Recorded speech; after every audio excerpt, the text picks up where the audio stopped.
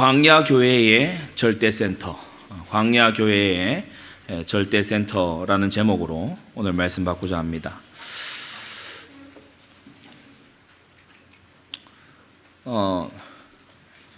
이 아들과 함께 요새 길거리에 다니다 보면 즉석 사진 찍는 곳이 있어요. 이렇게 이제 지나가면서 그 사진을 꼭 한번 찍자. 아직 같이 못 찍었어요. 근데 이제 제가 어딜 다니고 이렇게 할 때 엄마하고 이렇게 해서 이제 같이 찍은 게 보이더라고요. 사진을 이렇게 보는데 얼마나 평소에 못 보던 표정인지, 아빠가 없어 그런가, 얼마나 밝은지. 이 사진을 보는데 굉장히 좋고 또 사랑스럽고, 아마 여러분도 다 그렇지 않겠습니까? 이 사진이 모형이죠. 형상이죠. 어떤 모형 형상은 굉장히 흡족한데, 예를 들어서 사진을 이래 놓고 찍으면 이제 턱살이 막 나와서 안 좋습니다. 턱살 없는 분들은 별로 공감을 못 해요. 무슨 얘기를 하려고 하냐? 우리가 하나님의 형상입니다. 근데 완전히 망가졌어요. 이걸 다시 회복시키시는 분이 우리 주 예수님이십니다. 우리는 하나님의 영광을 나타내는 온전한 형상으로 변화되어져 가야 될 줄로 압니다. 이게 우리 인생들의 목적이에요. 하나님 아버지를 잘 나타내는 영광스러운 형상으로 이제 나아가는 것. 구원은 더 나은 출애굽입니다. 죄의 노예였던, 마치 이스라엘처럼 죄의 노예였던 우리가, 바로의 압제를 받은 것처럼 사탄의 압제 가운데 있던 우리가, 고통과 절망 속에서 살아가던 우리가, 출애굽기 3장 8절 하나님의 선언이지요. 저는 이것이 너무 복음의 선언이라고 봅니다. 내가 내려와서 그들을 애굽인의 손에서 내가 건져낼 것이다. 내가 내려오리라 하신 그 하나님께서 강생하신 성자로 이 땅에 오셨습니다. 강림하시되 강생, 성육신 하셔서 강림하셨다 해서 이분을 하나님의 외아들, 이 강생하신 하나님, 그 외아들 독생자 예수 그리스도라고 하는 것입니다.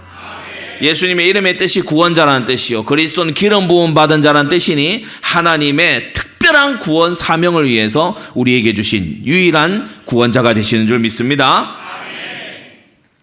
이 출애굽의 과정을 보면요, 6월절부터 이제 본격적인 구원이 시작이 되죠. 6월절 어린 양 피 바르는 날, 이게 신약에 와서 뭡니까? 세상 죄를 지고 가시는 하나님의 어린 양인 예수 그리스도의 보혈로, 여러분 이 보혈이 저 여러분들의 마음마다 이 발라진 줄로 믿습니다. 그 보혈이 있을 때에 죄를 향한 하나님의 심판이 우리를 6월 건너가는 것입니다. 이 홍해를 건넜지요. 우리는 더 나은 홍해를 건넜으니 바로 물로 씻어 깨끗함을 받은 것입니다. 곧 세례다. 물로 씻는 곧 세례인데 하나님을 향하여 가는 순전한 마음이다. 할렐루야. 그러면서 더 나은 만나를 우리가 먹고 마셨으니 바로 그리스도의 살과 피를 우리가 먹고 마신 줄로 압니다. 그래서 더 나은 만나, 주님께서 주시는 생명 양식을 우리가 받은 거예요. 신의 산보다 더 나은 곳에 이르렀는데 뭐냐? 산상에서 가르치시는 예수님의 가르치심에 우리가 도달한 것이다.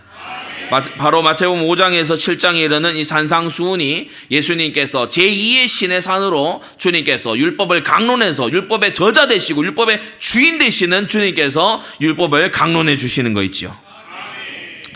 더 나은 성막을 우리가 알고 있으니 곧 말씀이 육신이 되어 우리 가운데 거하시는 태버나클, 우리 가운데 거하시고 우리 가운데 텐트를 치시고 우리 가운데 함께 하시는, 거하시는 예수 그리스도를 만난 것입니다.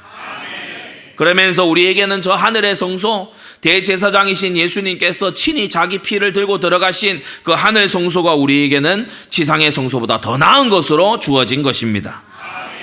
구약의 대제사장이요, 자기도 연약해서 자기를 위해 속죄를 먼저 해야 되는 그런 연약함이 있었고, 시간이 지나면은 죽어야만 했던, 그리고 다시는 돌아오지 못하고 자기 갈 길로 가야 했던 이 대제사장이 있었지만, 우리 주 예수님은 더 나은 대제사장, 하늘 대제사장으로 오신 줄 믿습니다. 자기 피로 영원한 속죄를 이루사 단번에 성소에 들어가셨느니라. 그래서 우리에게 있는 이 대제사장은요, 우리보다 높이 되신 자라고 했어요. 예, 우리의 연약함을 채울하시는 대제사장이라고 하신 것입니다. 우리에게는 더 나은 가나안 땅이 있으니 바로 주님께서 약속하신 믿음으로 가게 되는 저 하늘의 본향, 천국인 것입니다.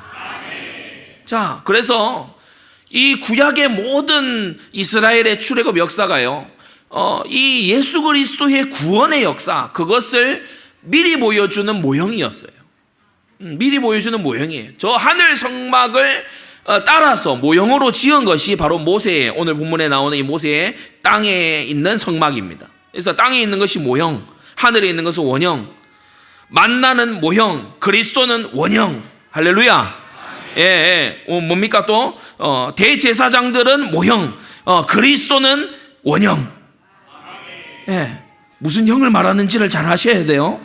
그래서 모형과 원형 사이에 균형을 잘 이루어야 됩니다. 어떤 사람들은 모형만 붙잡은 신자들이 있어요. 유대교가 그렇지 않습니까? 모형만 엄청나게 붙잡습니다. 아직까지도 양잡습니다. 마지막 아담께서 완성하셨는데도 아직까지도 그걸 붙들고 있습니다. 그런 모형에 치우친 사람이 되면 안 돼요. 또 원형이 왔다고 해서, 원형 대신은 예수 그리스도가 오셨다고 해서 이 모형 속에 들어있는 의미를 죄단해버리는 이러한 자도 되지는 말아야 될 줄 압니다. 자, 오늘 말씀을 통해서 우리가 꼭 유념해야 될 것은 구약의 성막과 성전이 그리스도를 향하는 모형이었듯이, 이 편에서의 모형이었듯이, 우리 오늘을 살아가는 우리 성도들, 교회, 그리고 우리가 지금 봉헌하려고 하는 절대센터와 예배당, 이 성전, 이것 또한 이미 오신 그리스도를 보여주는 모형이라는 거예요. 예, 이 편의 모형이 있고 이 편의 모형이 있습니다. 예, 그래서 하나의 원형 되시는 예수 그리스도의 영광을 그 시대에나 오늘날에나 우리는 동일하게 나타내야 될 줄 압니다. 마치 우리가 하나님의 형상인데 하나님의 영광을 잘 드러내야 되듯이, 하나님 아버지의 자비하심과 의로우심을 잘 드러내야 되듯이, 우리 주 예수 그리스도와 그의 구원 사역을 잘 드러내는 우리 안디옥 교회, 또 절대센터 되어야 될 줄 압니다. 우리는 원형이 아니에요. 우리는 오리지널이 아니에요. 우리는 원형이 아닙니다. 아멘입니까? 웨스트민스터 소요리 제1문답, 사람의 제일 되는 목적은 무엇인가? 질문부터가 뭘 전제하고 있죠? 나는 목적이 있는 존재다. 나는 나를 위해 존재하는 것이 아니고, 나라는 것이 이 땅에 존재하게 된 것은 더 크고 원대한 목적을 위해서 존재하는 것이다. 사람들이 이걸 발견 못하면 허무해집니다. 더 크고 원대한 목적, 그 발견이 안 되니까요, 허무가 찾아와요. 결국 아무것도 아니네, 이렇게 돼버려요. 그러나 우리가 크고 놀라우신 영원 자존하신 하나님의 형상으로, 하나님의 그 영광을 세상에 비추는 주님의 형상이라고 했을 때 우리는요, 엄청난 가치를 지닌 생애가 되는 것입니다. 그 영원하신 하나님의 형상으로 회복되는 데에 우리가 그리스도의 그 구원의 능력으로 이게 이제 시작이 된 거죠. 얼마나 신나는 일인지 모릅니다. 사람인데 같은 사람이 아니에요. 퀄리티가 다른 거지요. 여러분, 그리스도의 형상을 본받는 자가 되라고 성경은 말씀하고 있습니다. 그 아들의 형상을 본받게 하기 위하여 미리 택하신 자들이라고 말씀하고 있습니다. 우리는 성령께 어울리는 처소가 되어 가야 돼요. 우리가 외국에 대통령이나 총리를 모셔가지고요, 저기 어디 이상한 그런 데에 처박아 두지 않습니다. 외국의 총리를 모셔다가 어디 길거리에 여인숙 이런 데다가 주무세요, 이렇게 하지 않지 않습니까? 그러니까 우리가 성령의 전으로 우리의 몸도, 우리의 예배의 공간도 우리가 규모를 잡아 나가야 될 줄 압니다. 그래서 크게 세 가지로 오늘 말씀을 봤는데, 첫째, 광야 교회의 절대 센터는 성막이었죠. 태버나클, 성막이었는데 이 성막을 짓게 하신 데에는 이유가 있습니다. 작은 첫째로 세 가지 이유가 있는데, 첫째로 광야 교회 가운데 하나님께서 친히 거하시고 만나시기 위해 이 처소를 준비하라고 하신 것입니다. 처소를 준비하게 하셨어요. 하나님께서 처소를 준비하라고 하셨어요. 새벽에 말씀 잠깐 드렸는데, 하나님께서 성막은, 우리 구약 성경 역사를 한번 머릿속에 떠올려 보십시오. 성막은 하나님께서 모세를 불러다가 시내산에서 식양도 주시고, 어떤 일꾼을 써라, 오늘 이렇게 말씀도 주시고, 그렇게 하셔서 하나님께서 친히 관리 감독하시면서 성막을 지으라고 하셨어요. 그 전에 기구 하나하나 하나님이 다 디자인해 주셨어요. 그런데 성전을 지을 때에 이르러서는 다윗이 성전 짓겠습니다, 그러니까 내가 지으라고 한 적이 있더냐, 이렇게 말씀하시죠. 오늘 새벽에 여러분 들으신 대로 지금 광야 지나가는 이스라엘은요, 마치 신앙의 유아기를 지나가는 것과 같습니다. 어린아이를 가르칠 때 우리가 어떻게 합니까? 이거 해, 이건 요렇게 하는 거야. 제가 어제 축구를 이제 우리 아시안컵 결승, 그죠? 아시안컵입니까? 아시안 게임 결승. 그래서 보신 분들도 물론 있겠죠. 이게 아들한테 이제 룰을 설명해 줬어요. 저기 골대에 넣으면 되는 거야. 서로 상대편 골대에 넣으면 되는 거야. 그러니까 얘가 이해가 됐어요. 그러니까 막 공이 빗나가니까 들어갈 뻔했다. 거의 들어갈 뻔했는데 하면서 아쉬워하고 같이 대화가 되더라고요. 그러니까 가르쳐 주니까, 이건 이런 룰이야, 이걸 가르쳐 주니까. 그러니까 유아기 때, 어릴 때는 뭡니까? 하나하나 가르쳐 줘야 돼요. 세세히 다 가르쳐 줘야 돼. 밥도 어떻게 줘요? 위에서 꽂아줘요. 만나, 그죠? 위에서 내려줘. 수유하듯이 위에서 줘. 그게 이스라엘 백성의 유아기 광야 시절이란 말입니다. 그런데 가나안 땅 들어가서는 이 만나가 딱 그치죠. 그러면서 다윗 때에 이르러서 하나님께서 성전을 어떻게 지어라, 이렇게 지어라 먼저 말씀하시지 않습니다. 그런데 다윗이 성전을 지을 열망을 가지고 준비하고 기도하고 선지자를 통해서 나오자 하나님께서 기뻐하시면서 축복하시죠. 솔로몬이 성전을 봉헌했을 때 하나님께서 너 이런 쓸데없는 건물을 지었어, 이렇게 하신 게 아니고 여호와의 영광이 충만해서 섬기는 제사장들이 감히 서 있지 못하고 다 엎드러졌다라고 성경은 기록합니다.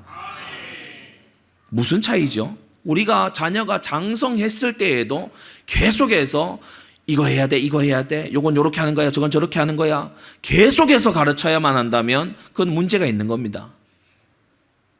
신앙의 연수가 지나가고 장성해 가면 우리는 하나님을 기쁘시게 할 것이 무엇인가 시험하여 보는 성숙으로 나아가야 됩니다. 그래서 순종을 넘어서서 자원하는 마음까지 나아가야 되는 거예요. 자녀가 장성해서 부모님은 이제 나이가 들어 노년이 되어 가시는데 아직도 여전히 자녀에게 해야 될 거, 안 해야 될 거 계속 얘기를 해야만 된다. 그 자녀는 불행한 겁니다. 하나님은 이스라엘을 응석바지로 놔두시 아니하시고 잘 장성한 자녀가 되기를 원하셔서 이렇게 기르시는 것이죠. 그러나 지금은 아직은 이스라엘이 이제 막 출애굽하고 나온 그러한 유년기에 해당됩니다. 유아기 유년기에 해당해요. 처소를 준비하라고 하셨어요. 하나님이 그 안에 거하시고 만나시기 위해서, 지성소 가운데 임재하시기 위해서, 쉐카이나 영광으로 임하시기 위해서, 이스라엘 진영의 중앙에, 행진할 때에는 선두에, 그러면서 이스라엘의 모든 일에, 모든 그 광야 교회의 구심점이 되게, 곧 오늘날 우리말로 절대 센터로 역할을 하시기 위해서.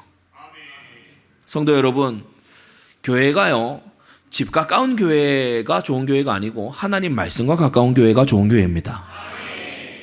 어리석은 선택을 하지 마세요.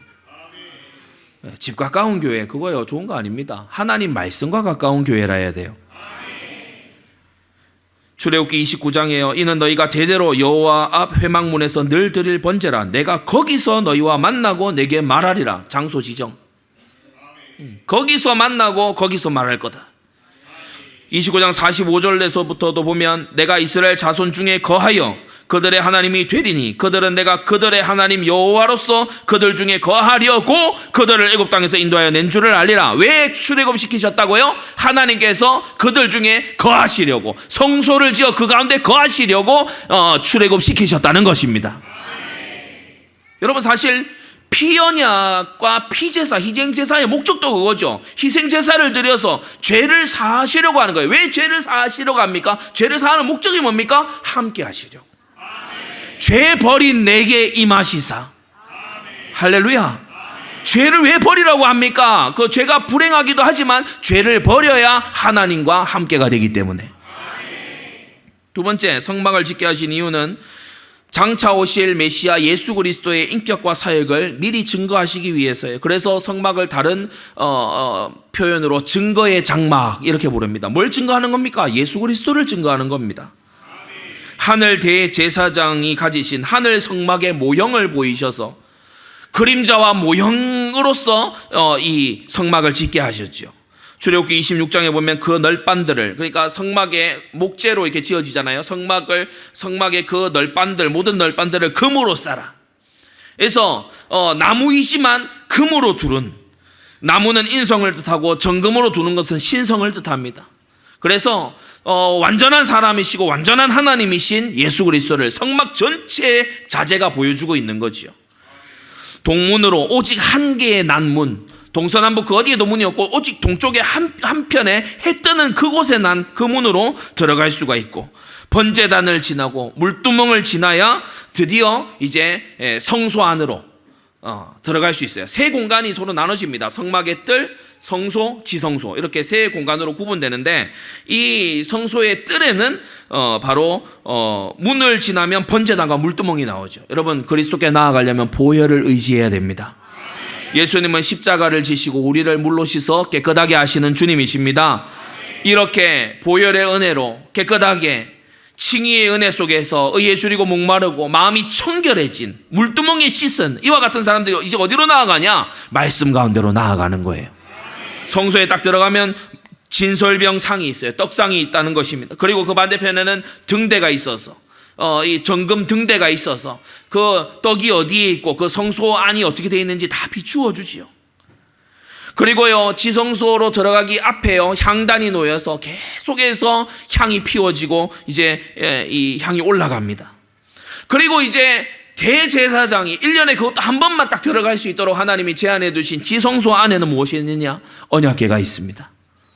그 언약궤 위에 속죄소에서 피를 뿌려 하나님 앞에 속죄하게 될 때 제사장을 비롯해 모든 백성들이 속죄의 은혜를 누리고 하나님과 연합하게 되는 것입니다. 여러분, 이 일을 누가 하셨지요? 예수 그리스도께서 하셨어요.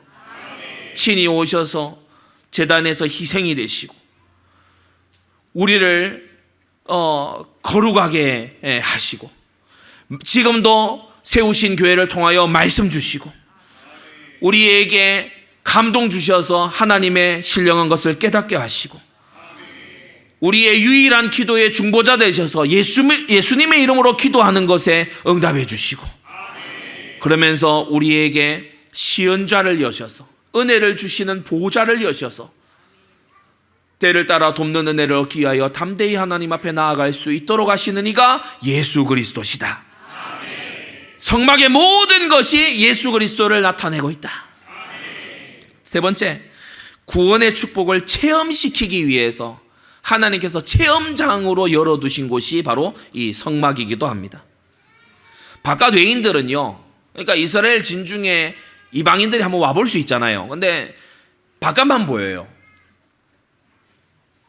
둘러놓은 울타리, 그리고 약간 지붕이 보이는데 지붕이 해달 가죽이에요. 시커매요. 외인들이 볼 때는 그리스도가 어떠냐 하면은 일단 울타리가 있어서 잘 모르겠고 보이는 거는 그냥 시커매요. 뭐 흠모할 만한 아름다운 게 아니야. 안 보여. 외인들이 볼 때는 예수 그리스도 왜 이렇게 모여서 난리인지 모르겠어. 아니 저게 뭐길래 뭐 이런 황금 같은 주말에 말이지. 저기 가가지고 뭐 노래 부르러 가나? 사람들이 외인들이 볼 때는 모른다는 거예요. 성막이 그렇게 디자인되어 있어요. 그러나 동문으로 오직 유일한 양의 문이 되시는 예수 그리스도를 오직 믿음으로 그 문 안에 들어갔을 때 우리는 그 안에서 무엇을 만납니까? 성막들에서 회심의 번제단을 만납니다.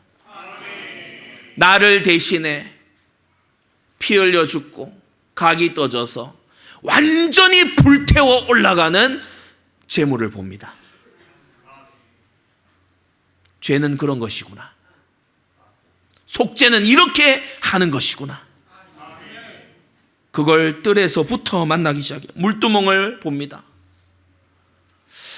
성막에 없는 게 있는데 의자가 없어요. 제가 아무리 찾아봐도 또 관련 주석들을 찾아봐도 의자가 없어요. 제사장은 계속 서서 봉사해야 돼요. 하체가 튼튼했어야 될 것 같아요. 계속 온종일 서서 봉사해야 돼요. 그럼 온종일 서서 봉사를 하면은 유일하게 어디를 가서 자기를 점검할 수 있냐? 물두멍에 가면, 옛날에는 우리 지금 시대처럼 거울이 없지 않습니까? 물두멍에 가서 자기를 비추는 거예요. 옷 매무새나 또 피가 튀었을 거니까 이건 점검하는 거예요. 물두멍, 그 물에 비친 자기의 모습. 여러분, 물두멍 씻으면서 나를 돌아보는 자리, 나를 점검하는 자리. 문으로 이미 들어올 때에 청홍자백으로 꼰실로 문장이 되어 있는 그 문을 봤죠. 청 뭡니까? 하늘의 그 주인께서. 홍 뭡니까? 피 흘리심으로. 자색은 뭡니까? 왕권을 가지고. 백은 뭡니까? 의롭고 순결하신 그 주님 앞으로 내가 나아간다. 성소에 섬기는 제사장들이 이제 들어가면은 뭐가 나옵니까? 말씀. 항상 따뜻하게 준비되어 있어야 하는 12덩이의 진설병들. 그러면서 순금 등대가 있어서 그 떡상을 비추고 향단을 비추고 제사장을 비추는 거예요. 사랑하는 성도 여러분, 왕같은 제사장들이 되신 성도 여러분, 여러분 마음이 성령에 거하실 전이 된 성도 여러분, 우리 마음의 등대를 밝혀서 하나님 앞으로 나아갑시다. 우리 안에 있는 빛이 어둡지 아니한가? 이 등대를 환히 밝혀서 말씀의 떡들 먹고 기도의 향을 올려드리고 하나님 앞으로 나아갑시다. 바로 그때에 우리가 성소를 중심으로 한 우리 모든 신앙의 공동체들을 지킬 망대를 세울 수 있을 것입니다. 우리가 먼저는 등대를 세워 하나님 앞으로 나아가게 될 때 망대를 세워 다가올 재앙들을 미리 내다보고 경고의 나팔을 불 수가 있는 시대의 파수꾼이 되는 것이죠. 여러분, 하나님 앞으로 나아가는 이 등대의 사역들, 먼 재앙을 미리 예고하고 회개케 하는 이 망대의 사명을 우리가 넘어서서 우리는 정복하고 그 땅을 완전히 장악하는 수비대를 남겨야 될 것입니다. 성소의 등불이 열방을 비출 수 있도록 여러분, 우리가 먼저는 등대의 등불을 환히 켜서 말씀을 분별하고 기도를 점검하고 하나님의 임재 가운데로 걸어나가는 왕같은 제사장들 되시기를 바랍니다. 지성소에는 언약궤가 있는데 우리 알다시피 언약궤에는 십계명 만나 지팡이가 들어있죠. 순종을 말씀하심이고 만나는 응답을 말씀하심이고 지팡이는 하나님의 인도하심을 말씀하는 겁니다. 이 모든 것이 누구에게 그러면 적용이 될 수 있느냐? 바로 속죄소에서 그리스도의 보혈을 붙잡고 있는 그에게. 그래서 번제단의 피로부터 속죄소의 피까지 피에서 피로 연결되어 있는 피의 전시관이 바로 이 성막인 것이에요. 교만한 자는 그리스도의 보혈을 붙잡고 겸손해져야 합니다. 힘없는 자는 그리스도의 보혈을 붙잡고 담대해져야 됩니다. 연약한 자는 그리스도의 보혈을 붙잡고 힘을 얻어야 됩니다. 외톨이가 되었습니까? 그리스도의 보혈을 붙잡고 보좌 앞으로 나오시기 바랍니다. 함께입니까? 함께 손을 붙잡고 그리스도의 보혈 앞으로 나오시기를 바랍니다. 여러분, 그리스도의 보혈에는 능력이 있어요. 이번 컨퍼런스에서 어떤 한 대목이 있었어요. 제가 미국의 TGC 컨퍼런스에서 한 대목이 있었는데 그 목사님 설교는 좀 지루했어요. 지루한데 한 대목이 있는데 제가 굉장히 거기서 마음의 감동을 받은 겁니다. 그리스도의 보혈에는 능력이 있습니다. 무슨 능력이냐? 죄 짓지 않게 할 능력이 있습니다. 아멘. 주의 보혈 능력이 있도다. 아멘. 무슨 능력입니까? 죄로부터 우리를 격리시킬 능력이 있는 것입니다. 아멘. 보혈의 능력을 믿으십시오. 그 두 번째, 광야교회는 이 성막을 어떻게 지었습니까? 모세에게 보이신 식양대로 첫째 지었지요. 출애굽기 25장에 너는 삼가 이 산에서 내게 보인 식양대로 할지니라. 설계도는 하나님이 주셨습니다. 출애굽기 39장에도요, 모세가 그 피란 모든 것을 본즉 여호와께서 명하신 대로 되었으므로 그들에게 축복하였다라고 말씀합니다. 교회는 그리스도와 구원의 도를 정확하게 나타내야 됩니다.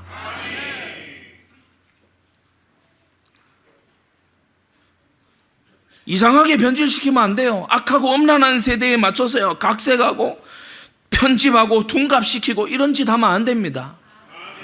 그렇게 해서 사람들을 많이 모아본들, 많이 끌어본들 축복받겠습니까?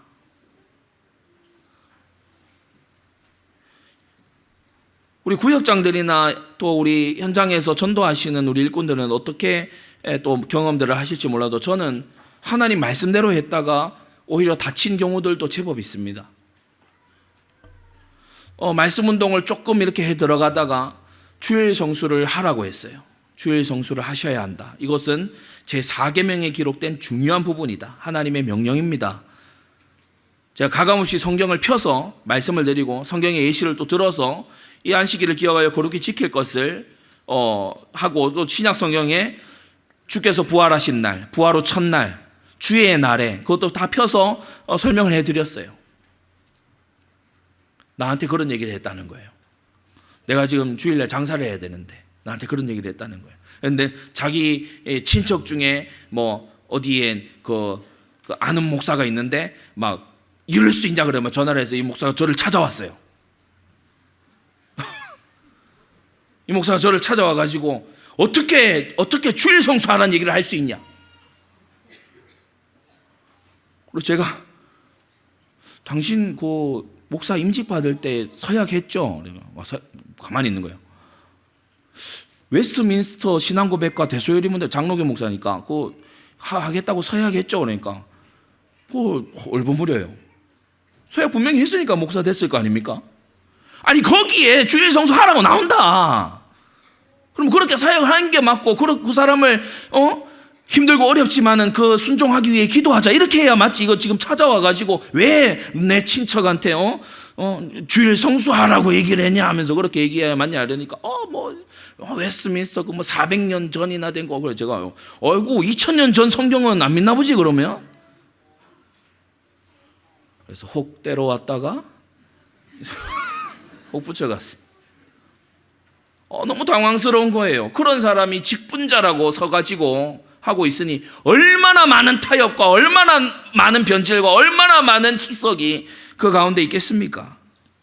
성도 여러분, 우리는 하나님의 말씀을 가볍게 여기지 말아야 됩니다. 좋은 믿음의 본을 받지 이상한 풍조를 들이지 마시기를 바랍니다. 계시록 2장 3장에요. 하나님의 계명을 아무렇지 않게 타협하는 교회들 주님이 책망하셨어요. 성도들의 인내가 여기 있나니 저희는 하나님의 계명과 예수 믿음을 지키는 자니라. 두 번째, 보이신 식양대로 이제 짓는데 어떤 일꾼들이 쓰임 받았냐? 이게 이제 오늘 말씀의 주안점입니다. 여호와께서 지혜와 총명을 부으신 자들이라고 했어요. 우리가 36장 1절을 보시면 부살렐과 오홀리압과 및 마음이 지혜로운 사람 곧 여호와께서 지혜와 총명을 부으사 성소에 쓸 모든 일을 할 줄 알게 하심을 입은 자들이라고 하셨어요. 우리 사람은 자기에게서 나오는 인간적인 지혜가 있고 하늘로부터 위로부터 임하는 신령한 지혜가 있는데 지금 이것은 후자 신령한 지혜를 말하고 있는 것입니다. 하나님의 전을 짓는 일은 하나님의 지혜와 총명을 입은 자들이 해야 됩니다. 지혜는 호크마라고 하는데 말씀대로 사는 경외함에서 나오는 현명함을 말합니다.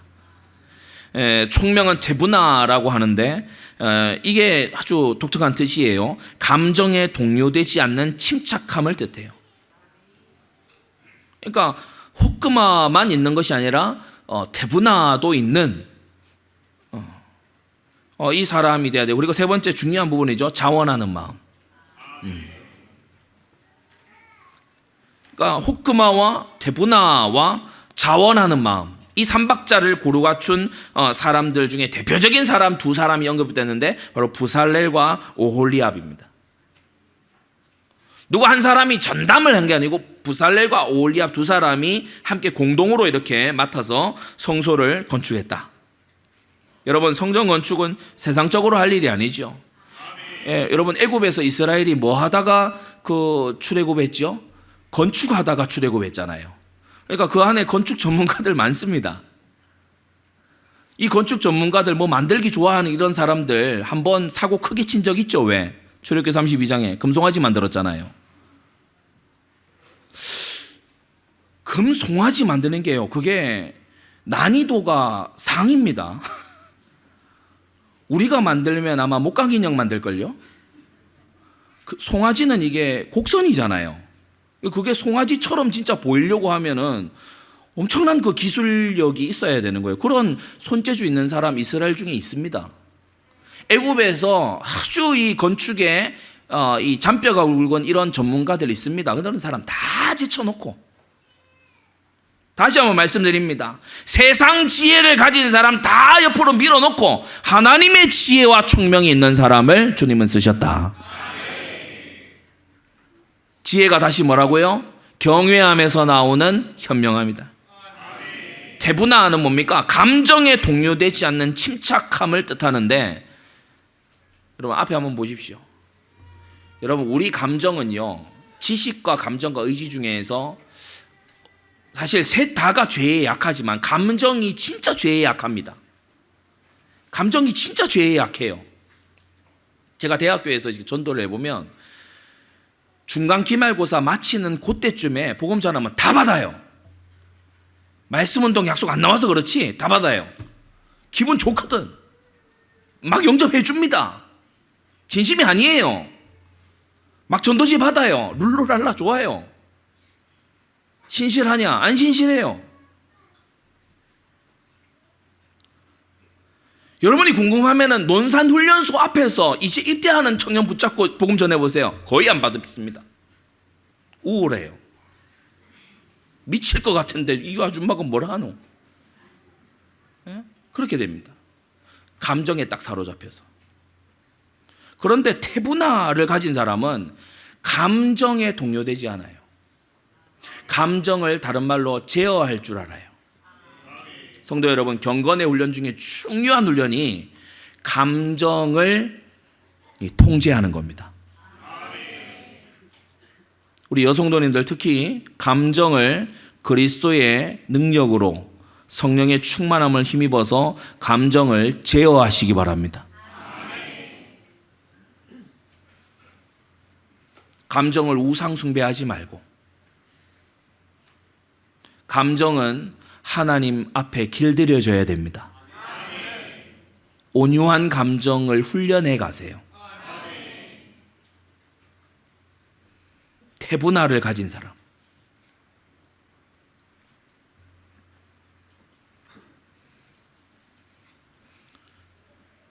선발하셨어요. 부살렐과 오홀리압과 및 마음이 지혜롭고 총명한 사람들 선발하셨어요. 이제 내일 우리 에스라 주목님 목사 안수 받는데요. 이 목사의 직분은 선출이 아니고 선발입니다.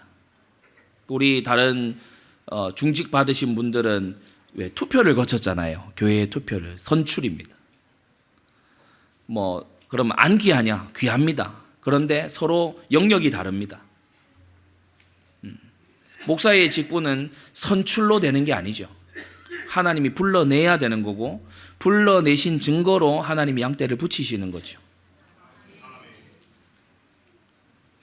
부살렐과 오홀리압은 백성들 중에서 투표로 뽑힌 사람이 아니고 하나님께서 모세를 통해 불러내신 선발된 사람들이었다.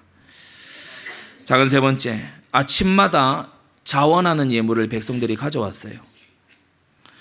우리가 예물의 이동 경로를 보게 되면 3절을 보세요.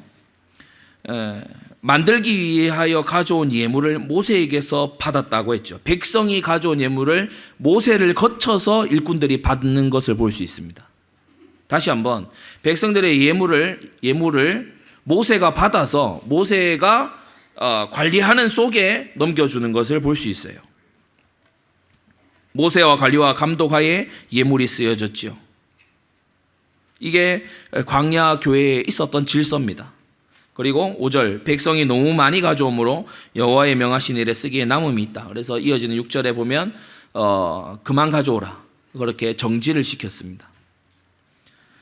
7절, 모든 일을 하기에 넉넉하여 남음이 있었다. 우리 성도님들 정말 마음의 교훈을 얻으십시오. 광야에서 쓰러진 광야 1세대 이 광야교회 성도들도요, 억지로 하지 않았습니다. 생색내고 그치지 않았습니다. 인색하게 한 적 없습니다.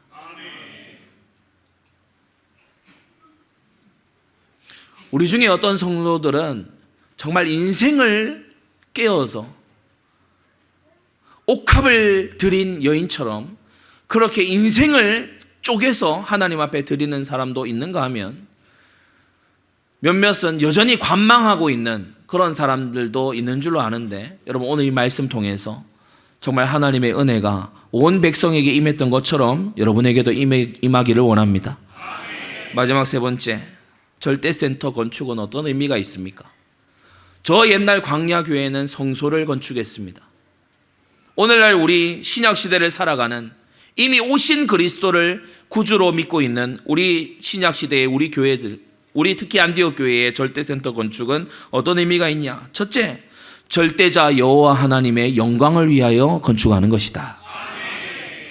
우상을 압도하는 게 맞습니다. 우리 안디옥 교회 절대센터를 보고 다른 이 우상 섬기는 데를 봤더니 시시해서 못 보겠다, 이렇게 돼야 정상입니다. 잡신과 이교도를 압도하는 것이 맞습니다. 여러분 대구 어디에 뭐 이슬람 뭐 사원이 어디 들어온다고 뭐 그렇게 얘기하죠. 여러분 간단합니다. 그 옆에다가요, 교회를, 성전을 크게 지어버리면 돼요. 뭐 하지 마라 오지 마라 이럴 필요도 없어요. 답은 간단하다니까요. 뭐 시장님 찾아가고 뭐 누구 찾아가고 그럴 필요 없어요. 그 옆에 교회가 크게 일어나면은 그냥 끝납니다. 솔로몬 성전이 지어진 다음에 이 산당들이 힘을 못 써요.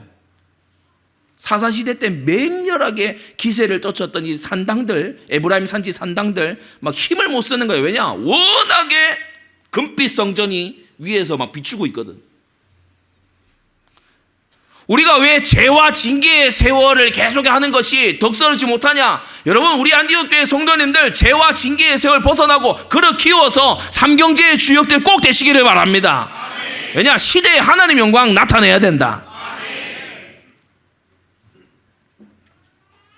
그래서 벌써 우리 지금 이 벽 올라가는 걸 보고요, 저 오태동 주민들이요 뭐 궁금해서 찾아와 보고 난리가 났어요. 저 붉은 교회 뭐냐? 이 붉은 이 담이 무슨 뜻이냐 너희에게 묻거든. 우리 안디옥 교회 성도님들은 꼭 대답해 주셔야 됩니다. 이게 왜 붉은색이냐 하면 설명을 해 주셔야 돼요. 무슨 설명을 해야 되는지는 얘기하지 않겠습니다. 다들 아실 거기 때문에. 다윗의 아들 솔로몬이 말합니다. 내가 건축하고자 하는 저는 크니 우리 하나님은 모든 신보다 크심이라. 이 말씀은 성경 아닙니까? 마치 이 말씀은 성경 아닌 것처럼 오늘날 무교회주의자들이 이상한 논리를 펼치고 있는데, 여러분 제가 미국 남부 바이블 벨트 가보니까요, 대예배실 입구에 sanctuary 이렇게 딱 적어놨어요. 무슨 뜻이죠? 성소. 딱 적어놨어요. 그리고요, 가본 분들은 알 겁니다. 뭐 이 블럭 몇 개 지나지 않았어요. 큼직큼직한 교회들이 들어있어요.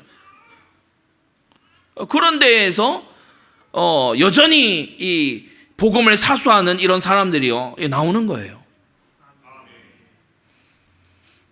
우리는 학교가 크고 아주 잘 지어진 거 이런 건요 세상에서 별말 안 합니다.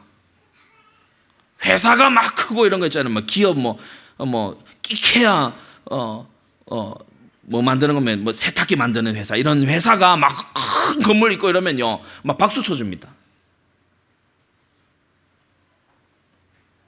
막 시설이 좋고 이러면요 사람들이 막 잘한다 이럽니다.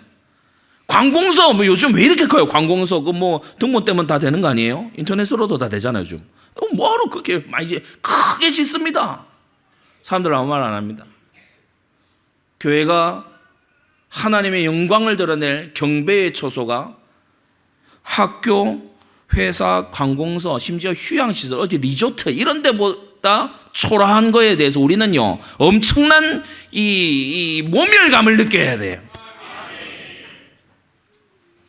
우리 중직자들은 여기에 대해서 한이 서려야 돼요. 지금 우리 아직 홀에 머물러 있는 우리 지교회 성도들 지금 말씀 듣고 있으면요 한이 돼야 돼. 한이 돼야 돼.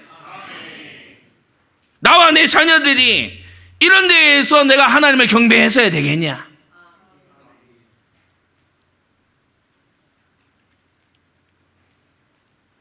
둘째, 절대 언약 그리스도를 전파하기 위해 우리는 절대센터를 건축하는 것이다.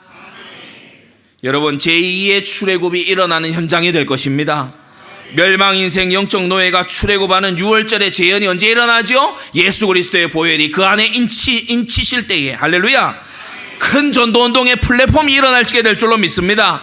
자녀와 후손들에게 알릴 출애굽 전도의 역사를 우리는요 이 터전에서 이제 해나가는 거예요. 중단 잡족이 함께 출애굽했다고 했죠. 많은 다민족들을 우리가 건져내게 될 것입니다. 일천지교의 기독교 국가 우리 세대 세계복음화하는 센터가 될 거고요.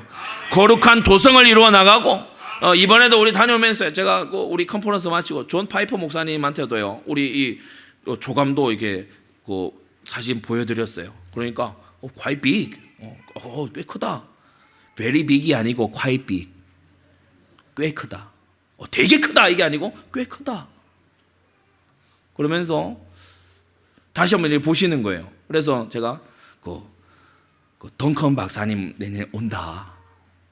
오실 생각이 있느냐? 기도하세요. 네, 기도하시고 글로벌 네트워크를 하는 겁니다. 그리고 우리는 마지막 사명, 라스트 미션으로 이제 가는 거예요.